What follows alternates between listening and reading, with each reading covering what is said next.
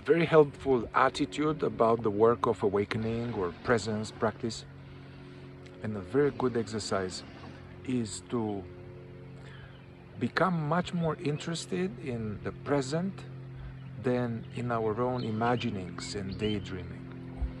And this, I mean, it's nice to think like this philosophically, but to actually make it very practical. So a very powerful exercise that I'm taking for today, and I recommend for anybody who works with me or people out there, is to take an exercise for a week, let's say, and you remind yourself in the morning. You put a ring on a finger. You have to remind yourself. Otherwise, any exercise is just useless if we forget about it. So the exercise is to remind yourself to keep noticing new things in the present. Like even the route that you go to get coffee, or you are going to the park, or you are driving the same streets over and over, or you are in an office building. Yeah, just keep bringing your attention in the now.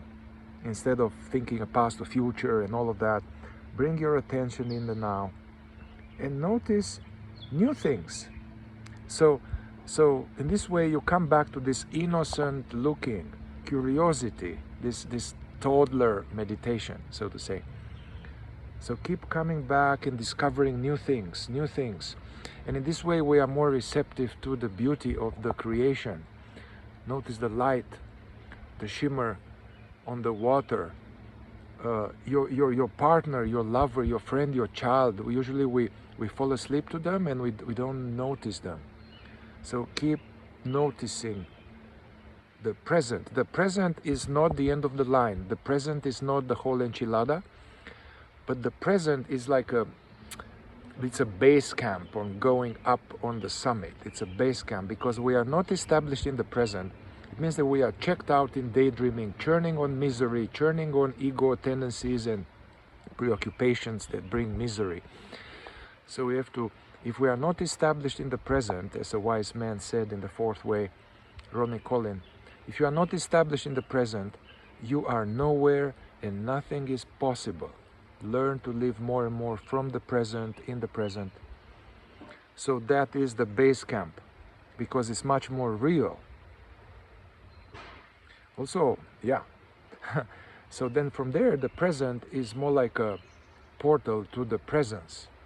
So as we get more skilled or more conscious, we are not just being present to the present, but we are present to the presence.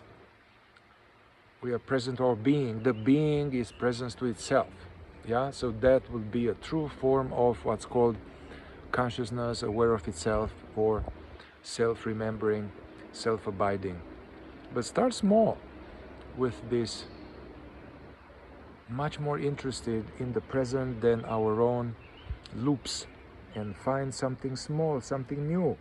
And you will see in the same places you keep going, you've been jaded, you don't see it. Let me know how this lands on you and what you discover, or any other questions on that.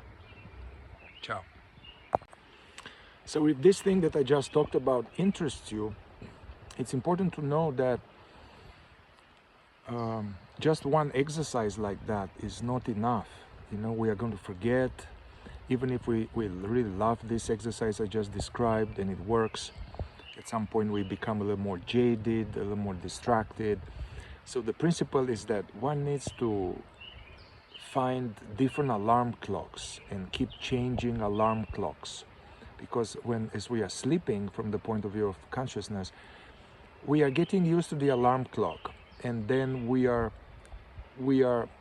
imagining we are waking up, but we don't. So it's important to keep changing the alarm clock and find new ways that are fresh to stimulate this impulse to be present, to be more conscious, to be less caught and sucked in the mind, in the feelings, in the pain body.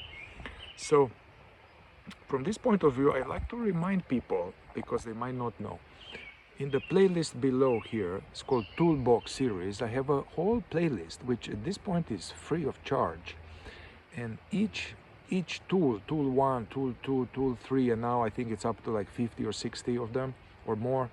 They are all some very practical exercise, alarm clock, method that is very experiential and practical, and to support your awakening, your consciousness work.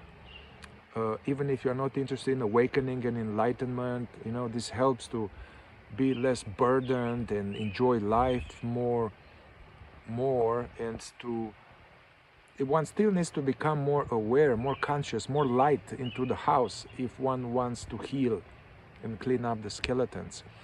So definitely from tool 1 to about tool 12, they are very practical. So I suggest you go into it if you're interested and take tool 1 and listen it a few times and try to apply it for a few days. Don't go to next tool. Yeah, all of them is like powerful practices that are meant to be applied, not just consumed on YouTube. Yeah, this is some knowledge which is designed to be applied to develop your being, your ability to be conscious as opposed to be lost in the ego. All right, so use it. Ciao.